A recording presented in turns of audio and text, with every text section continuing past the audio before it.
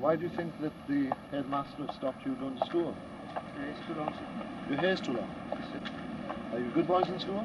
Yes, sir. Have you had your hair cut since you've been stopped going to school? No, sir. So it's the same length as what it was when the headmaster stopped you attending school. Well, I think we'd better go and see the headmaster now and get the headmaster's explanation. Thank you. The rule at this school is that hair should not grow over the ears. For defying that, the two boys were suspended. But quite a few of their friends have also been warned. So how do they feel? Not very good.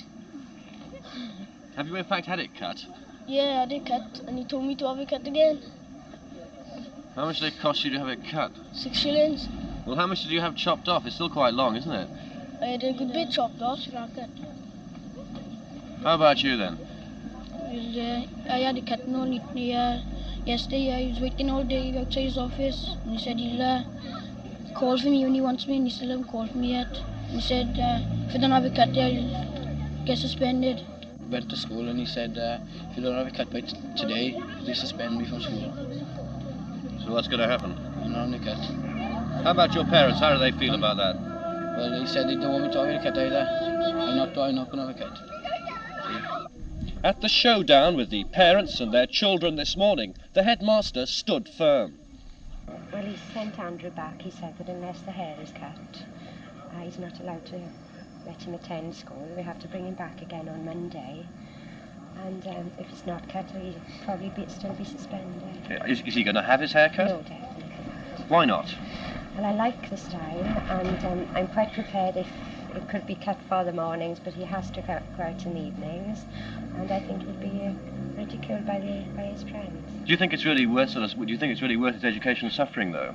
Well, his education is suffering because of this haircut. If it could be forgotten and they got down to work, I think the boy's education would improve tremendously.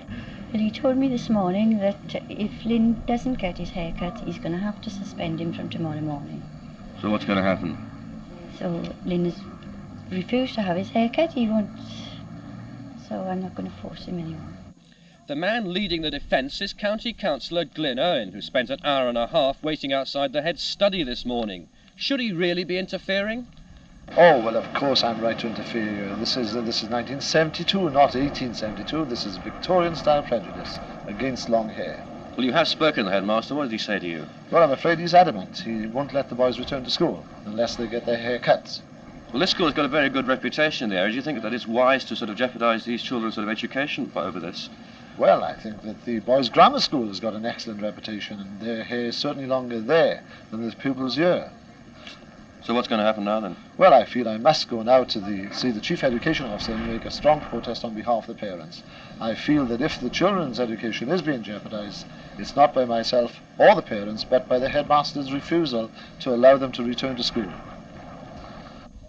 The county councillor duly saw the education chief and was told it was a matter for the headmaster and the headmaster only. He's now writing to the Board of Governors, the Secretary of State for Wales and the Minister of Education.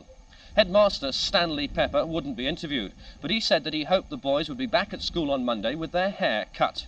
If they're not, the matter will be discussed by the Board of Governors. I make the rules, said Mr. Pepper, not a small group of boys.